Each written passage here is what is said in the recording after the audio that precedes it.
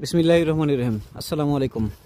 আপনি আম চাষ করছেন, ধরে নিন আপনার কিছু কিছু আমের গাছে এখন পর্যন্ত মুকুল আসেনি। আপনি সঠিকভাবে স্প্রে করেছেন, ছত্রাকনাশক, কীটনাশক, বালাইনাশক, অন্যান্য যত কিছু স্প্রে করার প্রয়োজন হয় সেক্ষেত্রে আপনি স্প্রে সঠিকভাবে করার পরেও যদি আপনার মুকুল না আসে সেক্ষেত্রে আপনাকে কিন্তু গাছটাকে আগে সঠিকভাবে দেখতে হবে আসলে কোনো সমস্যা আছে কি না, কী সমস্যার কারণে এই জিনিসগুলো হচ্ছে। তবে প্রাথমিকভাবে আপনি সবার আগে আপনার গাছে কখন পরীক্ষা করবেন যে আপনার মুকুল আসবে কি না কিংবা আসছে কি না।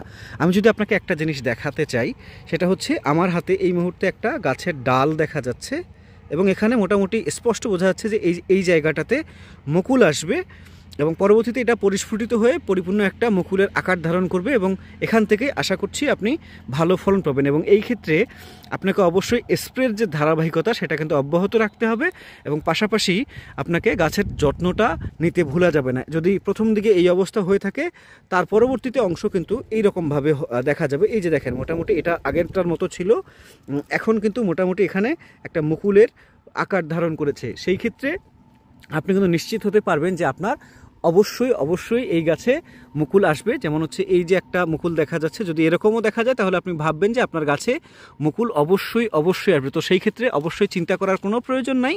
আপনি যদি আপনার গাছে এরকম মুকুলের গুটি দেখতে পান তাহলে অবশ্যই আপনি ভাববেন যে এটা অবশ্যই মুকুলের বিকল্প এটা কোনো কিছুই হতেই পারে না।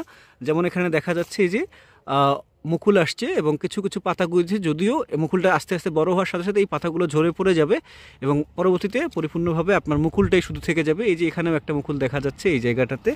আরও যদি আমি আপনাকে দেখাতে চাই, যদি আপনার বাগানে, বারবার বলে রাখছি, আপনার বাগানে আপনি দুশ্চিন্তা করার আগে ভালো করে চিন্তা করে দেখুন যে আপনার বাগানে এরকমভাবে মুকুলের ডগা বের হয়েছে কিনা, এখান থেকে কিন্তু পরবর্তীতে মুকুল বের হবে।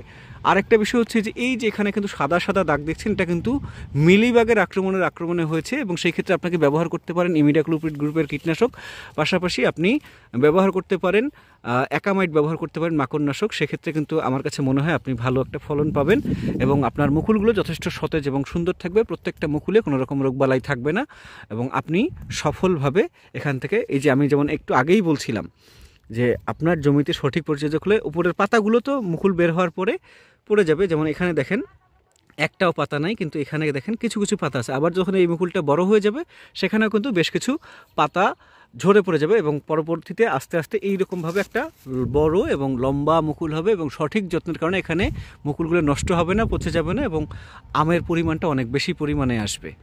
তো আগামী ভিডিও পর্যন্ত ভালো থাকবেন। আসসালামু আলাইকুম।